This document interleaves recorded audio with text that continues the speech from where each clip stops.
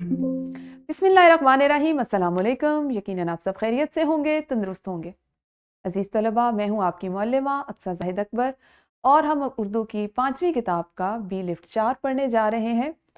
यकीनन आपने तसलसल की इस सरगर्मी को मुकम्मल किया होगा और आपके साथ-साथ कराम ने इसकी जाँच भी कर ली होगी। आज का हासिल ताल्लुम यानी लर्निंग आउटकम, कहानी, नज़्म, वाक़या दुरुस्त तलफ़्फ़ुज़ और लबो लहजे के साथ बयान कर सकें, उसी तरह से पढ़ सकें। कल हमने पढ़ने की मश्क की, उसको सुना, उसको देख के पढ़ा। आज आप उसको बयान करेंगे। आपका अंदाज़े बयां क्या होना चाहिए, इसकी मश्क करेंगे। और आज का हिस्सा होगा नज़्म से मुतल्लिका, क्योंकि हम हम्द पढ़ रहे हैं।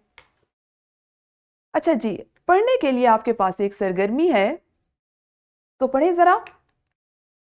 खुदा सबका खालिक है कौनो मकाम में, ये गलकारियाँ जिस कदर हैं जहाँ में। खुदा सबका खालिक है कौनो मकाम में, ये गलकारियाँ हैं जिस कदर हैं जहाँ में।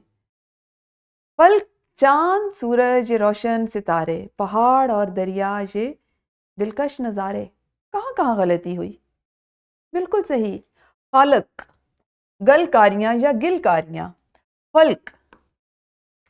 तो ये अल्फाज तो इनका ये तलफ़्फ़ुज़ तो नहीं है, हमने कल ऐसे सीखा भी नहीं था।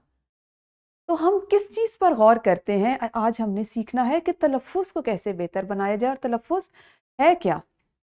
तलफ़्फ़ुज़ हमने इसमें एक लफ्ज़ पढ़ा खालिक, असल अदाई है खालिक।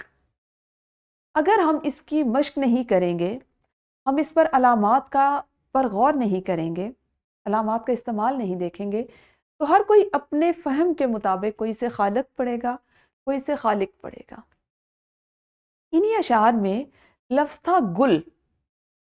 एराब के बगैर आप इसको गिल भी पढ़ सकते हैं, गल भी पढ़ सकते हैं, गुल भी पढ़ सकते हैं। ये आपके फ़हम पे मुनहसर है। और इसी तरह एक लफ्ज़ हमने इसमें देखा फ़लक, इसकी दुरुस्त अदाई फ़लक। हम इसको अगर फ़ल्क पढ़ लें तो गलत है।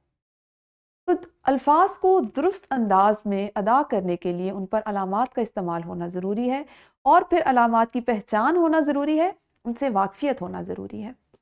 दुरुस्त तलफ़्फ़ुज़ और लबो लहजे के साथ बयान करने के लिए उर्दू ज़बान की असल खूबसूरती ही ये है कि इसको आप अच्छे और दुरुस्त अंदाज में उसी सूरत में पढ़ सकते हैं कि जब उनकी दुरुस्त अदाई से वाकिफ़ हों।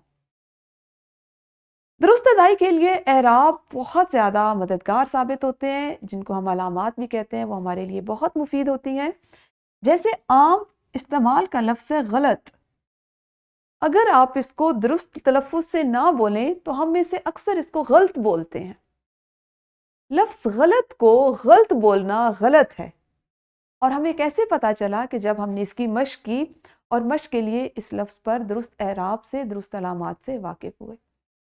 तो इसके बाद आपने गौर करना है कि आप जब भी किसी चीज़ की ख़्वानदगी कर रहे हैं, उसमें कुछ ऐसे अल्फाज जो आम फ़हम है, लेकिन आपको उनकी अदाई में कहीं पे शक व शुबा हो रहा है, तो आप कोशिश कीजिए कि लुग़त से उसके दुरुस्त एराब से वाक़फ़ियत हासिल करें और फिर उसको बयान करें। अब आपने इस तमाम को ज़हन में रखते हुए अपनी किताब पर जो तदरीसी जाँच दी गई है, इसको मुकम्मल करना है और फिर घर जाकर भी इसकी मश्क करनी है किताब तमरीन व जायज़ा में। अपना बहुत ख़्याल रखिए। अल्लाह हाफ़िज़। शुक्रिया।